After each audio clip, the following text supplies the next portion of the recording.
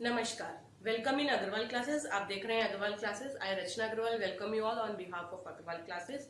ये business studies की class हो रही है अभी, और जो टॉपिक मैंने आज का लिया है वो ऑब्जेक्टिव्स ऑफ बिजनेस लिया है। एनसीईआरटी की क्लास 11th का ये टॉपिक चल रहा है। फर्स्ट चैप्टर का ये 4th एपिसोड है। आई होप आपने इसके पहले जो वीडियोज मैंने बनाए हैं वो देखे हैं। अगर नहीं देखे हैं तो आई रिक्वेस्ट कि आप वो वीडियो जरूर देखें ताकि आपका बेस स्ट्रांग हो सके, कॉन्सेप्ट्स आपके क्लियर हो सके। ठीक है, ये कॉमर्स की क्लास में आज जो टॉपिक लेने वाली हूँ बिजनेस स्टडीज का है, ऑब्जेक्टिव्स ऑफ बिजनेस। तो माय डियर स्टूडेंट्स, आपने अगर मेरा चैनल सब्सक्राइब नहीं किया है तो प्लीज सब्सक्राइब माय चैनल ताकि आपको लेटेस्ट अपडेट्स मेरे वीडियोस के मिलते रहें। ऑब्जेक्टिव क्या होता है बच्चों? सबसे पहले आपको ये समझना पड़ेगा। बिजनेस में पहले समझा चुकी हूँ ऑब्जेक्टिव क्या होता है। ऑब्जेक्टिव किसी भी बिजनेस को शुरू करने के लिए ऑब्जेक्टिव जैसे गोल्स होते हैं। Objectives, another term for objective is goal. आपका एम क्या है बिजनेस को स्टैब्लिश करने का, आपका टारगेट क्या है, आपका गोल क्या है। तो मीनिंग के लिए सबसे पहले हम जानेंगे meaning. An objective is the starting point of business. All business is directed to the achievement of certain objectives. हर बिजनेसमैन अपने बिजनेस को, कोई माइंड में उसके ऑब्जेक्टिव होता है, कोई गोल होता है, कोई एम होता है, उसको वो अचीव करने के लिए अपने बिजनेस को स्टैब्लिश करता है। Objective refer to all that business people want to get in return for what they do। वो अपनी ऑर्गेनाइजेशन में, अपनी इंटरप्राइज में जो भी एक्टिविटीज कर रहे हैं, वो जो बिजनेस पीपल जो कुछ भी काम कर रहे हैं उसका एक रिटर्न उनको चाहिए। उसके लिए वो जो अपना काम करते हैं तो वो सेट रखते हैं कि अगर मेरा ये ऑब्जेक्टिव फुलफिल होगा तो आई विल फील सेटिस्फाइड, है ना। तो it is generally believe that business activity is only carried out for profit. एक आम धारणा है कि it is only carried out for profit. Business जो है सिर्फ प्रॉफिट कमाने के लिए किया जाता है। Truly one of the important point होता है प्रॉफिट। बिजनेस पर्संस खुद प्रोक्लेम करते हैं कि उनका प्राइमरी ऑब्जेक्टिव जो होता है गुड्स को प्रोड्यूस करने का, सर्विसेज को प्रोड्यूस और डिस्ट्रीब्यूट करने का is profit. But profit is not only the only profit. Objective जो होते हैं उसके बारे में हम बात कर रहे हैं। Objectives represent the purpose. Objective जो है वो आपके ऑर्गेनाइजेशन का पर्पस शो करते हैं कि आपकी ऑर्गेनाइजेशन जो है वो क्यों स्टैब्लिश की गई है। ऑब्जेक्टिव्स एक गाइडलाइंस के जैसे काम करते हैं कि और गवर्न करते हैं, एम्प्लॉयज को टाइम टू टाइम मोटिवेट करते हैं, गाइड करते हैं कि किस तरीके से आप लोगों को काम करना है। तो ये हुआ कि इसका मीनिंग एक तरीके से गोल और टारगेट भी हो सकता है। अब हम बात करते हैं डेफिनेशन की। According to William F Glueck, objectives are those ends which the organization seeks to achieve through its existence and operations। अपने ऑपरेशंस के थ्रू जिनको वो अचीव करना चाहती है, अपनी एक्टिविटीज के थ्रू, अपने अस्तित्व को बचाने के लिए, मेंटेन करने के लिए, और अपनी एक्टिविटीज से वो जो टारगेट्स को अचीव करना चाहती है उसी को हम कहते हैं ऑब्जेक्टिव्स। अब बात करते हैं ऑब्जेक्टिव्स के बाद में बिजनेस ऑब्जेक्टिव्स क्या होते हैं। Business objectives are something which a business organization wants to achieve। Business organization, हर एक आदमी, आप जैसे पढ़ाई कर रहे हैं आज, तो आपके माइंड में ऑब्जेक्टिव है ना, आपने कुछ टारगेट किया है कि मुझे ये बनना है। What you want in return, आप जो अपना इन्वेस्टमेंट कर रहे हैं टाइम का, अपने कैलिबर का, अपने टैलेंट का, उससे आप कुछ रिटर्न चाहते हैं कि मैं ये 5 साल मेरी पढ़ाई में लगाऊंगा तो मैं ये चाहता हूँ कि 5 साल बाद में मेरा ये गोल अचीव हो जाए। सिमिलरली बिजनेस ऑर्गेनाइजेशंस भी इसीलिए एस्टैब्लिश होते हैं कि एक स्पेसिफिक पीरियड ऑफ टाइम के लिए बाद में उनको वो गोल अचीव हो जाए। तो business objectives are something which a business organization wants to achieve और accomplish over a specified period of time. एक पीरियड ऑफ टाइम जरूर मेंशन होना चाहिए कि हमें 1 साल के अंदर अपनी सेल्स का आउटपुट बढ़ाना है, हमें इतना वॉल्यूम बढ़ाना है। तो एक स्पेसिफाइड पीरियड ऑफ टाइम जो है वो एक इंपॉर्टेंट फैक्टर हो जाता है। चाहे वो प्रॉफिट अर्निंग का हो, चाहे वो ग्रोथ हो, डेवलपमेंट का हो, चाहे क्वालिटी गुड्स देना हो कंज्यूमर्स को, चाहे वो इन्वायरमेंट का प्रोटेक्शन हो, कुछ भी ऑब्जेक्टिव हो सकता है एक बिजनेस ऑर्गेनाइजेशन का। मानते हैं कि बिजनेस जो है वो प्रॉफिट अर्निंग के लिए स्टैब्लिश किया जा सकता है। प्रॉफिट के इंपॉर्टेंस को कोई भी किसी भी तरीके से हम लोग इग्नोर नहीं कर सकते हैं। बट हर बिजनेसमैन जो है वो ये चाहता है कि जो उसने कैपिटल लगाई है उसका वो मैक्सिमम इन्वेस्टमेंट का रिटर्न उसको मिले, उसको रेवेन्यूज जो हो उसकी कॉस्ट से अच्छी मिले, ज्यादा मिले, उसको हम कहते हैं प्रॉफिट। तो प्रॉफिट एक एसेंशियल ऑब्जेक्टिव हो जाता है क्योंकि बिजनेस के सोर्स ऑफ इनकम ही वो है। बिजनेसमैन उसके अंदर जो काम कर रहे हैं, है ना। तो फाइनेंस जो है उससे से बिजनेस को एक्सपेंड किया जाएगा, उससे से बिजनेस की रिक्वायरमेंट्स को फुलफिल होंगी। तो अगर प्रॉफिट नहीं होगा तो ये सब कैसे होगा। तो प्रॉफिट तो एक एसेंशियल ऑब्जेक्टिव हो ही जाता है। और जो है प्रॉफिट जो है वो एफिशिएंसी भी ना डिक्लेयर करता है, शो करता है कि बिजनेस ऑर्गेनाइजेशन के अंदर जो वर्किंग हो रही है वो इफिशिएंटली हो रही है, इफेक्टिवली हो रही है, तभी तो प्रॉफिट हो रहा है। अगर ऑर्गेनाइजेशन के टीममेट्स इफेक्टिवली और इफिशिएंटली वर्क नहीं करेंगे तो प्रॉफिट कैसे आएगा।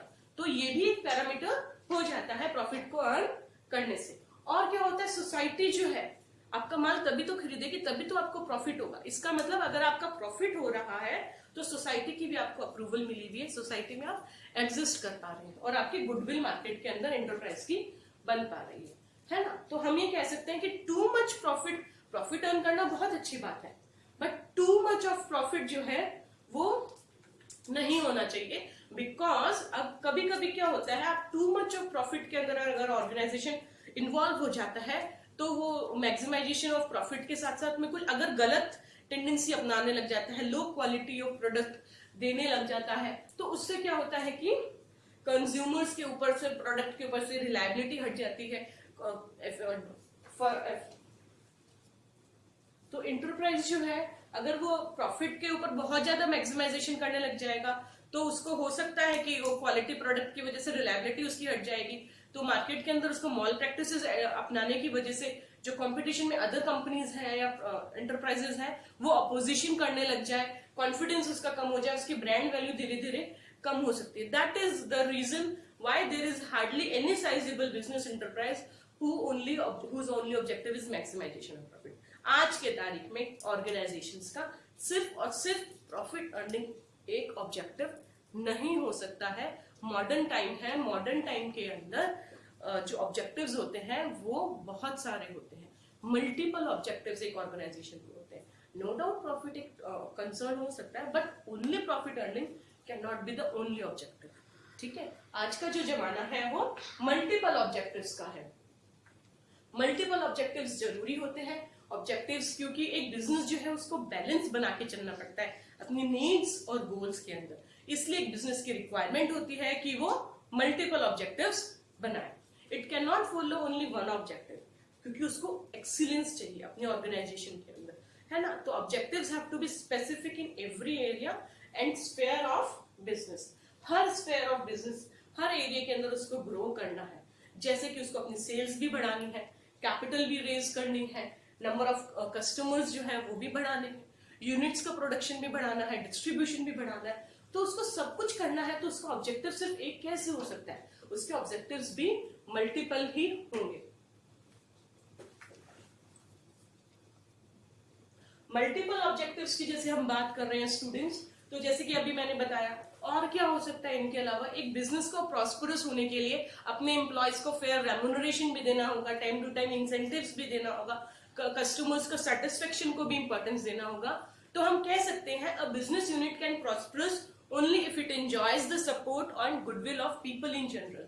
जो आम जनता है अगर उसका गुड फेथ उसके साथ में नहीं होगा तो बिजनेस सर्वाइव नहीं कर सकता है। तो business objectives also need to be aimed at contributing to national goods and aspirants as well as towards the national और international well-being। उसको सब स्टैंडर्ड्स को ध्यान में रखना पड़ता है, और इन सब को ध्यान में रखते हुए जो मल्टीपल ऑब्जेक्टिव्स ऑफ बिजनेस है उनके बारे में अभी हम डिस्कशन करेंगे। ये कुछ पॉइंट्स मैंने लिखे हैं, इनके बारे में अभी हम पढ़ेंगे, है ना। Some of the business objectives are, the number one is market standing. Market standing refers to the position of an enterprise।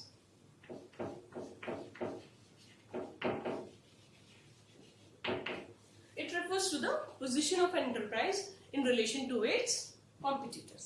उसके competitors के साथ में मार्केट में उसको स्टैंड क्या करना है। बाकी और आप किसी चीज के बिजनेसमैन हैं और 4 मार्केट के अंदर कॉम्पिटिटर्स हैं, तो उनके साथ आप कितना स्टैंड वैल्यू अपना बना पाते हैं। A business enterprise must aim at standing on stronger footing in terms of offering competitive producers to its customers and serving them to their maximum satisfaction। और उसके लिए उसको करना पड़ेगा अपने कस्टमर्स को क्रिएट, है ना, अपनी गुडविल बनाने के लिए, मार्केट के अंदर स्टैंड करने के लिए सबसे ज्यादा जरूरी जो होगा कॉम्पिटिटर्स के साथ सर्वाइव करने के लिए अपने कस्टमर्स उसको बनाने पड़ेंगे। जब तक उसका सामान खरीदने वाले कस्टमर्स नहीं होंगे तब तक वो मार्केट में स्टैंड नहीं बना सकता है। और बिजनेस का जो प्रॉफिट है वो बिना सामान बिके कैसे अर्न करेगा? रिजनेबल प्राइस के ऊपर उसको सामान बेचना ही पड़ेगा। और अपने कस्टमर्स को अट्रैक्ट करने के लिए उसको time to time new products market के अंदर लॉन्च करने पड़ेंगे, मार्केटिंग एक्टिविटीज को उसको यूज करना पड़ेगा ताकि मार्केट के अंदर उसका स्टैंड बन सके।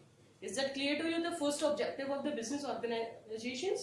Then comes the next one is innovation. Innovation क्या होता है बच्चों? Innovation का मतलब होता है introduction of new ideas. New ideas और methods को अपने business के अंदर implement करना। Innovation means change. कुछ नयापन होने की जरूरत है, क्योंकि अगर नयापन नहीं होगा तो ऑब्वियसली बात है आप मार्केट से ऑब्सोल्यूट हो जाओगे, आउट हो जाओगे। तो innovation means change which bring about improvement in products, है ना, जो प्रोडक्ट के अंदर इम्प्रूवमेंट लेके आएगा, चाहे वो प्रोडक्ट के अंदर चेंजेस हो, चाहे उसकी प्रोसेस में इम्प्रूवमेंट हो, चाहे उसका डिस्ट्रीब्यूशन के अंदर इम्प्रूवमेंट हो, but there should be change.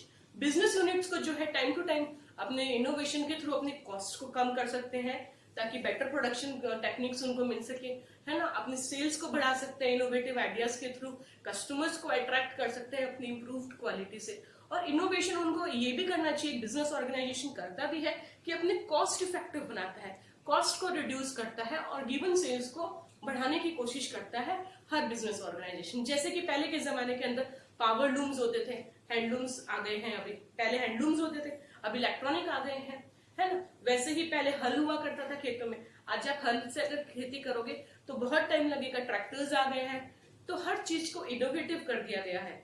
जैसे पहले चूल्हे हुआ करते थे, अब गैस स्टोव्स में आ गए, फिर गैस स्टोव से इंडक्शंस आ गए। These are all the examples of innovations only, these are the results of business innovation only. ये इनोवेशन जो है बेटा वो दो तरीके का होता है, इनोवेशन इन प्रोडक्ट्स और सर्विसेज, आप अपने प्रोडक्ट और सर्विसेज में आप चेंजेस कर सकते हैं, और आप अपनी जो स्किल्स और एक्टिविटीज है कस्टमर तक अपना प्रोडक्ट पहुंचाने के लिए जो भी स्किल्स की जरूरत होती है या जो भी ऑक्सिलरी एक्टिविटीज होती है उनके अंदर कुछ इनोवेशन कर दीजिए, तो आपका प्रोडक्ट मार्केट के अंदर अच्छा स्टैंड ले सकता है। ये आप जरूर ध्यान रखिएगा कि अगर आप मार्केट के अंदर फ्लरिश होना चाहते हैं, कॉम्पिटिटिव वर्ल्ड के अंदर फ्लरिश होना चाहते हैं, तो it is not possible without innovation. Therefore innovation तो है जो बहुत इंपॉर्टेंट ऑब्जेक्टिव बन जाता है। Then comes the next one is productivity. Productivity क्या होती है बच्चों? Productivity is ascertained by the value of output. इसको हम कैसे असर्टेन करते हैं? कंपैरिजन करते हैं कि आपका आउटपुट कितना है, आपका इनपुट कितना था। आपने 100 रुपए लगाया और आपको 120 रुपए में वो सामान आपने बेचा, तो आपकी 20 रुपीज जो है वो आपकी प्रोडक्टिविटी, आपकी फायदे का हुआ है। तो ये आपकी एफिशिएंसी को शो करता है, और इसको इंश्योर करने के लिए टाइम टू टाइम जो है हर ऑर्गेनाइजेशन जो है अपनी प्रोडक्टिविटी को इंक्रीज करने की कोशिश करती है और अपने रिसोर्सेज को जो है वो बेस्ट तरीके से यूज करने की कोशिश करती है। फिजिकल एंड फाइनेंशियल रिसोर्सेज जो भी ऑर्गेनाइजेशन के पास में होते हैं वो यही टॉपिक है नेक्स्ट, कि जो भी फाइनेंशियल रिसोर्सेज होते हैं, जो भी फिजिकल रिसोर्सेज होते हैं, उसको हर ऑर्गेनाइजेशन का ऑब्जेक्टिव होता है कि वो ऑप्टिमम तरीके से उनको यूटिलाइज करें। ऑप्टिमम का मतलब होता है मैक्सिमम, यूटिलाइजेशन का मतलब होता है यूज करना। हर ऑर्गेनाइजेशन फिजिकल रिसोर्सेज हो सकते हैं उसके अंदर, जैसे कि प्लांट एंड मशीनरी हुई, ऑफिस टूल्स हुए, फाइनेंशियल रिसोर्सेज के जैसे आपके फंड्स हुए, है ना, ह्यूमन रिसोर्स हुआ, तो सबको वो प्रॉपर्ली यूटिलाइज आपको करना है। तो कैपिटल जो लगाई है उससे आपने जो रॉ मटेरियल खरीदा है, अगर उसका वेस्टेज होगा तो आप कैसे आप मेंटेन करोगे? तो डे टू डे एक्सपेंसेस को मीट करने के लिए आपको कैश जो चाहिए होता है उसका आपको मेंटेन करना होगा। तो बिजनेस एक्टिविटीज जो है वो वेरियस रिसोर्सेज जो होते हैं, मैन, मटेरियल, मनी, मशीन और मेथड, उनको प्रॉपर्ली यूटिलाइज करना उसको होता है, क्योंकि इन रिसोर्सेज की जो अवेलेबिलिटी होती है बेटा वो बहुत लिमिटेड होती है, और लिमिटेड रिसोर्सेज को मैक्सिमम यूज करना हर ऑर्गेनाइजेशन चाहता है। वो हर बेहतर कोशिश करता है, वो ट्राई करता है एज पॉसिबल एज कि इन रिसोर्सेज को वो ऑप्टिममली यूटिलाइज करे, है ना। उसके लिए वो क्या करता है, स्किल्ड अपने टीम मेंबर्स को रखता है, एम्प्लॉयज जो है वो ट्रेंड रखता है, अच्छे से अच्छी मशीनें रखता है ताकि वेस्टेजेस ना हो, कॉस्ट उसकी कम आए। Then comes the next one is profit earning. इसके बारे में हम ऑलरेडी बात कर चुके हैं, क्योंकि प्रॉफिट प्रॉफिट तो बहुत ज्यादा जरूरी है, वरना ऑर्गेनाइजेशन सर्वाइव ही कैसे करेगा। प्रॉफिटेबिलिटी वही तो होता है कि जो उसने प्रॉफिट, जो उसने कैपिटल लगाया है, उसके बदले उसको रिटर्न मिले। Every business must earn a reasonable profit which is so important for its survival and growth. बिना उसके तो वो ग्रो कर ही नहीं सकता है। Profit is the life blood of business. आपकी बॉडी के अंदर अगर ब्लड नहीं होगा तो क्या आपकी बॉडी चल पाएगी? Similarly business also can not run without profit. Profit is the lifeblood of business, without which no business can survive in this competitive world, in this competitive market. So, हम कह सकते हैं कि profit making is the primary objective for which a business unit is brought into existence. उसके existence में आने का prime motive यही था। शुरुआत में हमने ये बात की थी कि profit must be earned to ensure the survival and growth of the business organization. तभी वो survive करेगा, तभी वो grow करेगा, तभी वो एक्सपेंड होगा। प्रॉफिट जो होगा वो बिजनेसमैन को हेल्प करेगा कि वो अपनी लाइवलीहुड को अर्न करे, अपने बिजनेस को ग्रो करे, और जो प्रॉफिट है उसको वो री इन्वेस्ट करे। ठीक है, then comes the next one is manage your performance and development. जो उसके पास में ह्यूमन रिसोर्स है उसको टाइम टू टाइम उसकी परफॉर्मेंस को उसको मेंटेन करना है, क्योंकि ह्यूमन रिसोर्स जो होता है वो बहुत स्किल्ड होता है, बहुत लिमिटेड होता है। Business enterprise need managers to conduct and coordinate business activities. Various programs for motivating managers need to be implemented. ये जो ह्यूमन रिसोर्स जो मैनेजर्स उनके पास में है, उनकी परफॉर्मेंस के लिए टाइम टू टाइम जो है उसको मोटिवेशन देना चाहिए बिजनेसमैन को, क्योंकि मैनेजर्स की परफॉर्मेंस और डेवलपमेंट जो है एक ऑर्गेनाइजेशन का एक इंपॉर्टेंट ऑब्जेक्टिव हो सकता है। तो एंटरप्राइज को उसके लिए क्या करना चाहिए? अपने ह्यूमन रिसोर्स को प्रॉपरली, परफॉर्मेंस को उसको वो बरकरार रखे, उसको टाइम टू टाइम अपडेट करना चाहिए। ट्रेनिंग डेवलपमेंट प्रोग्राम्स उनके लिए किए जाने चाहिए। बिजनेस तभी प्रोग्रेस करेगा जो उसके पास में एम्प्लॉयज हैं, उनकी स्किल्स को वो अगर शार्पन नहीं करेंगे, डेवलप नहीं करेंगे अपनी एबिलिटीज को, तो वो कोर्स ऑफ टाइम के बाद ऑब्सोलीट हो जाएंगे, मार्केट से ऑफ हो जाएंगे। तो it is very important for a business, it should arrange proper training and development programmes for its managers and all the employees. तो ये पॉइंट हो गया बच्चों। उसके बाद में हम बात करते हैं वर्कर्स। अभी वर्कर्स की बात करेंगे, अभी हमने बात की थी मैनेजर्स की, है ना। अब बात करेंगे वर्कर्स की, क्योंकि वर्कर्स ही तो फाइनली काम करते हैं ऑर्गेनाइजेशन के अंदर रूट लेवल के ऊपर। तो वर्कर्स की परफॉर्मेंस और एटीट्यूड्स जो है वही तो प्रोडक्टिविटी को डिटरमाइन करेगा, ऑर्गेनाइजेशन की प्रॉफिटेबिलिटी को डिटरमाइन करेगा। तो हर एंटरप्राइज का यही ऑर्गेनाइजेशन का ऑब्जेक्टिव होता है कि वर्कर्स की जो परफॉर्मेंस है वो इंप्रूव होनी चाहिए। तो उसके लिए उसको पॉजिटिव एटीट्यूड ऑर्गेनाइजेशन को भी अपने एम्प्लॉयज और अपने वर्कर्स के लिए रखना चाहिए। तो उसके लिए उसको क्या करना चाहिए? बेहतर वर्किंग कंडीशंस देनी चाहिए, है ना, सर्वाइवल के लिए। और क्या करना चाहिए? एम्प्लॉयज की परफॉर्मेंस को इंप्रूव करने के लिए उसको जो उनके लिए प्रोविडेंट फंड की स्कीम्स वो ला सकता है, मेडिकल फैसिलिटीज वो अपने एम्प्लॉयज को देता है, हाउसिंग फैसिलिटीज देता है, चिल्ड्रन एजुकेशन प्लान्स उनको वो दे सकता है, ताकि जो वर्कर्स हैं वो सेटिस्फाइड हो और अपना बेटर से बेटर कंट्रीब्यूशन ऑर्गेनाइजेशन के लिए वो दे सके। और क्या कर सकता है? उनको अच्छा एनवायरनमेंट दिया जा सकता है, वर्किंग कंडीशन, क्योंकि जॉब को इंटरेस्टिंग बना सकता है। Putting the right person in the right job वो कर सकता है, जिससे क्या होगा कि उनके एम्प्लॉयज का जो है वो इंटरेस्ट वर्कर्स का अपने ऑर्गेनाइजेशन के अंदर बना रहेगा, साइकोलॉजिकली जो है वो ऑर्गेनाइजेशन से काम करेंगे। Then comes the social responsibility. Social responsibility क्या होती है बच्चों? सोशल रिस्पॉन्सिबिलिटी होती है कि एक ऑर्गेनाइजेशन जो है समाज के अंदर रहता है, तो वो बिजनेस फर्म्स को कंट्रीब्यूट करना पड़ता है अपने रिसोर्सेज, क्योंकि सोसाइटी से यूज कर रहा है, तो सोशल प्रॉब्लम्स को उसको सॉर्ट आउट करना ही पड़ेगा, उसको उसी अकॉर्डिंग वर्क करना पड़ेगा जो सोसाइटी चाहती है। क्योंकि बिजनेस ऑर्गेनाइजेशन सोसाइटी के अंदर उसके रिसोर्सेज को प्रॉपरली यूटिलाइज करते हैं, तो सोसाइटी भी तो यही एक्सपेक्ट करेगी कि हमारा भी वेलफेयर किया जाए, समाज का भी कल्याण किया जाए। तो no activity of business should be aimed at giving any kind of trouble to the society. अगर बिजनेस ऑर्गेनाइजेशन से सोसाइटी को किसी भी तरीके की ट्रबल होती है तो वो सोसाइटी उस चीज को बर्दाश्त नहीं करती है और उस बिजनेस को समाप्त कर दिया जाता है। इसलिए सोसाइटी का बहुत ज्यादा ध्यान रखना पड़ता है। इफ बिजनेस एक्टिविटीज जो है हार्मफुल इफेक्ट्स अगर सोसाइटी को देती है, तो पब्लिक का रिएक्शन आज नहीं तो कल, सूनर और लेटर, वो बिजनेस ऑर्गेनाइजेशन को झेलना ही पड़ता है। इसलिए कहा जाता है कि बिजनेस को जो है सोशल रिस्पॉन्सिबिलिटी को इंक्लूड करना चाहिए अपने ऑब्जेक्टिव्स के अंदर, सोशल ऑब्जेक्टिव्स को इंक्लूड करना चाहिए, production and supply of goods जो है उसको बेटर और बेस्ट देनी चाहिए, फेयर ट्रेड प्रैक्टिसेस को अडॉप्ट करना चाहिए, है ना, सोशल वेलफेयर करना चाहिए, जनरल वेलफेयर करना चाहिए, वेलफेयर एम्यूनिटीज उनको देनी चाहिए, तो इस तरीके से माय डियर स्टूडेंट्स आज हम लोगों ने ऑब्जेक्टिव्स ऑफ बिजनेस ऑर्गेनाइजेशन के बारे में पढ़ा है। जो ऑब्जेक्टिव्स थे वो हमने डिटेल में पढ़े। ऑब्जेक्टिव क्या होता है, ऑब्जेक्टिव का मीनिंग, ऑब्जेक्टिव्स का डेफिनेशन, बिजनेस ऑब्जेक्टिव्स के भी फिर मल्टीपल ऑब्जेक्टिव्स हमने बहुत डिटेल में पढ़े हैं, क्योंकि business enterprise must have multiple objectives to satisfy different individuals and groups. So आप लोगों को ये अच्छा लगा होगा वीडियो। आई होप ये मैंने बहुत अच्छे से पढ़ाया, आप लोगों को पसंद आया होगा। लाइक एंड सब्सक्राइब जरूर करें। धन्यवाद।